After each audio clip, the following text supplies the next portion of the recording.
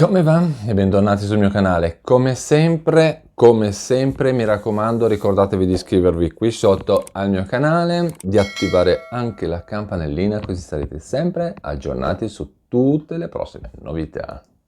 Allora, l'avete visto dal titolo del video, oggi parliamo dell'assegno di inclusione perché ci sono i primi accrediti di aprile che sono già stati fatti. Intanto calendario alla mano quello dell'INPS per quanto riguarda il pagamento di aprile, ci sono due date da segnarsi sul calendario, quindi prendete carta e penna, prendete il calendario in cucina, prendete l'agenda sul telefono, non so, prendete quello che volete e scrivetevi queste due date. Intanto il 15 di aprile, poi vediamo, e il 26 di aprile, e anche qua poi vediamo. Perché poi vediamo? Perché poi dopo nel video cerchiamo anche di capire gli anticipi. Come sempre a metà mese ricevono e riceveranno l'assegno di inclusione tutte le persone e famiglie che hanno firmato il patto di attivazione digitale, il PAD, nel mese di marzo e che quindi ovviamente possono accedere all'assegno di inclusione per la prima volta in assoluto, quindi possiamo chiamarli i nuovi percettori. Invece l'assegno di inclusione, il sussidio, l'assegno, chiamatelo come volete, verrà invece pagato a fine aprile per chi ha già presentato la domanda, ha già firmato il PAD, ha già ricevuto almeno una mensilità del supporto e che quindi ovviamente continua ad avere i requisiti per continuare a riceverlo. Quindi in questo caso a fine mese parliamo dei vecchi percettori. Ora veniamo al discorso degli anticipi, ok? Quindi a metà aprile il pagamento per i nuovi percettori è arrivato con un giorno di anticipo rispetto al solito.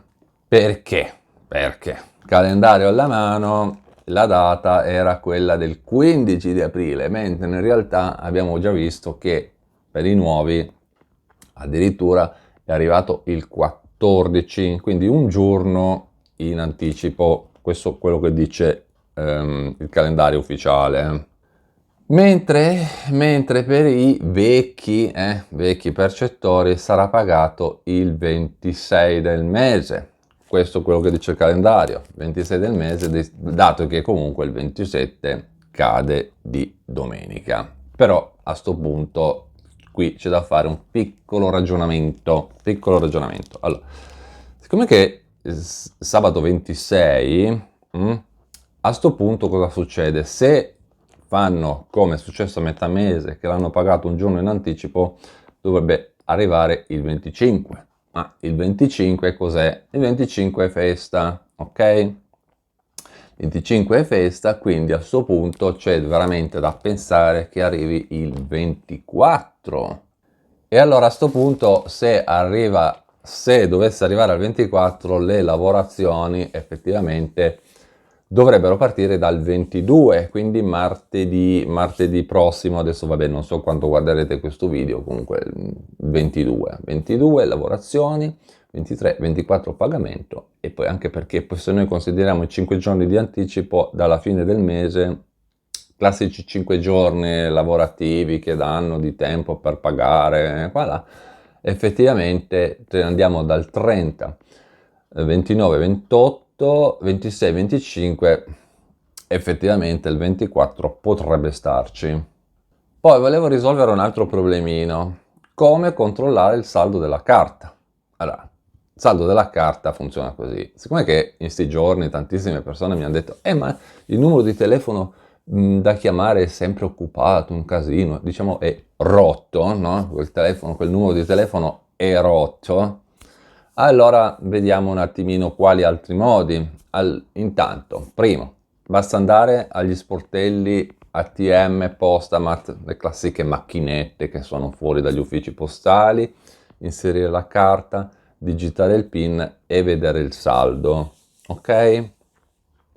E qua io eviterei discussioni perché a un certo punto molte persone mi dicono ma io non riesco ad andare a piedi fino lì a vedere il saldo.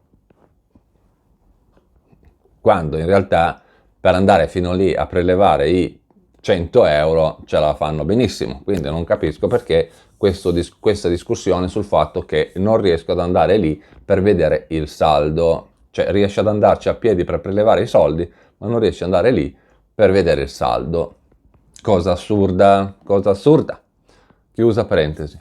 L'altro sistema è quello di rivolgersi direttamente agli sportelli delle poste italiane, quindi anziché alla macchinetta entrare dentro, chiedere direttamente a loro, oppure sto benedetto telefono sempre rotto, sto numero di telefono sempre rotto che è il numero 800 666 888, gratuito da telefono fisso, oppure l'altro numero rotto che è lo 06 45 26 6888 e a questo numero di telefono si può chiamare direttamente dal cellulare, tanto ormai il 90% di noi c'è il cellulare, quindi quello è. Qui adesso ormai c'è una divisione, ci sono persone che mi dicono no, io telefono tranquillamente, mi dà il saldo tranquillo, c'è tutto a posto, guarda. Invece l'altro 50% dice è rotto, non funziona mai. Allora, per chi dovesse trovarsi nella situazione che chiama e sto telefono è rotto, allora a un certo punto voi riprovate perché altre persone mi hanno detto che a forza di chiamare e richiamare dopo un po' si sblocca, non si sa per quale motivo, dopo un po' si sblocca e si riesce ad avere il saldo. Poi prima di concludere, perché anche questo me l'avete chiesto, vediamo quali sono alcuni, non tutti, sono alcuni, dei requisiti per poter accedere all'assegno di inclusione. Quindi, alcuni, non tutti, ripeto, il nucleo familiare del richiedente deve essere in possesso congiuntamente di, e questo ce lo dice il Ministero. Intanto un ISEE valido, non scaduto, insomma un ISEE valido, è in corso di validità, non superiore a 10.140 euro.